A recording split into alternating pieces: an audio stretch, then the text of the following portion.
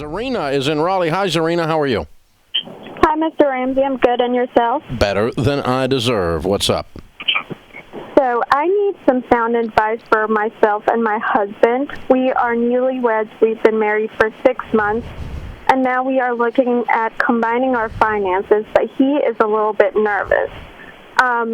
Together, we have a total of $137,000 in student loans, where mine is over $111,000, and his is a lot less. Did he know? Did he know this when you got married? Yes, sir, he did. Did he say the vows at the altar that said, "For richer, for poorer, in sickness and in health, unto thee all my worldly goods I pledge"? Yes, sir, he did. Did he mean it? I hope so. Then why are your finances not combined?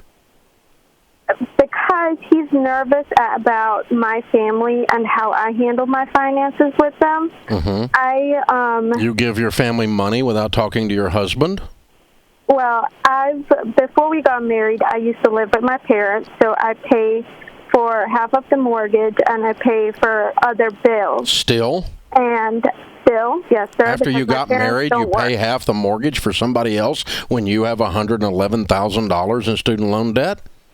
Yes, sir. Why? Because my parents are in their 80s and they don't work. Do they not have Social Security? We're not from this country, so no, sir. Okay. Did your husband know that you were obligated to take care of your 80-year-old parents when you got married? He did, but he also would like some help from my siblings, and that's one part where I'm nervous to talk to my siblings about it. I'm not. It's overdue. I agree with your husband. He would like to combine our finances, but because of the situation that I'm in, he doesn't know how to go about doing that. Yeah. Well, the way he would go about it is that the two of you come into agreement on what you are willing to do to support your parents. When you lived there, it was perfectly logical that you took care of half the mortgage because you were a roommate with them. Now that you don't live there anymore and you have your own household, it now becomes a charitable act to aging parents that you take care of the mortgage, which should be shared with siblings. I agree with him. Yes, sir. Yesterday, like before you got married, this should have been talked about to your siblings. I'm moving out, and we're all taking care of Mom and Dad's splitsies. Yes, sir. That's where I have to start doing that. Yeah, and I think, you agree to do that. So you think your siblings aren't going to want to take care of your parents? I'm sure that they would if they could, but all of them, I don't come from a financially stable household. We were never taught how to save or do any of that. So everyone is working paycheck to paycheck. Gotcha. And how much does it take to support your mom and dad? It would be about $2,000 U.S. Are they in the U.S.? Yes. Okay. Per month? My siblings, most of them are not. Okay. $2,000 U.S. Per month. Yes, that's covering. And what is your household income? You and your new husband. Our household income after tax is $80,976. Okay, so you're making about $102, $103, right? Yes, sir. Okay, well that's pretty good news. And your siblings, how many of them are there? I have 7 in total. Okay. Well, here's what it sounds like if I'm at your house. You guys have to talk this through, okay? We can't put your parents in the street.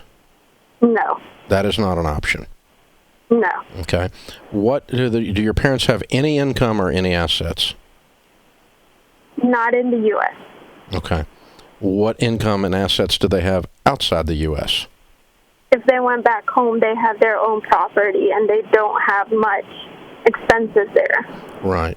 And so, where is home? Belize, Central America. Okay. And what is that property worth were they to sell it?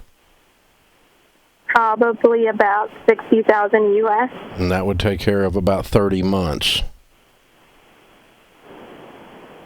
Of them taking... But I have one brother living there, so we can't sell that one. Oh, we can sell it. He can move and rent. It's not his property. This is so, I mean, listen, I understand taking care of your parents, and I want you to be doing that. I don't want to put old people in the street. That is not my heart. But I agree with your husband that there's a toxic thing going on here, and the only one that's getting ridden is you. Yes. Nobody else is doing what they're supposed to do in this whole story. Your parents aren't selling their property. Your brothers and sisters aren't chipping in what they can chip in.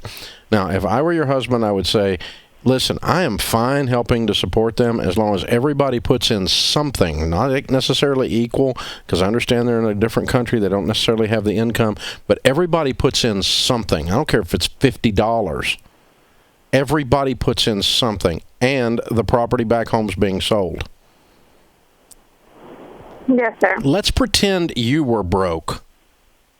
What would they do? We don't have to pretend. No, I mean, well, that's true, because you got $111,000 in student loan debt. But I'm saying let's pretend you didn't have any options here to participate. What would happen to mom and dad? They would sell the property back home to keep from being in the street, or they'd move back home and live in that property. One of the two, wouldn't they? Yes. Ta-da. Okay, and once we combine our finances and get that out, what would be your best advice for us to tackle this huge loan that we have? Head on as fast as you can, living on nothing.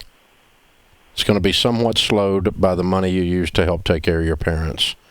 And I suggest to your husband that he agree to something where you do participate in taking care of your parents if the property is sold and the other siblings participate at some level. But if they're all going to leave it all on you, I'm going to leave it all on them and let them figure it out, because I think they're being stubborn and milking you like you're a cow. I think everybody's got a place to play here, and nobody's playing but you. So if I'm your husband, I would have to be willing to take care of your mom and dad, but not when no one else is participating, including your mom and dad, by not selling the property because your brother's living in it. He needs to go get a place to live. That's what he needs to do. Or they need to move back there and live with him. That would work too. Maybe that's a better idea. It's up to y'all. I don't care.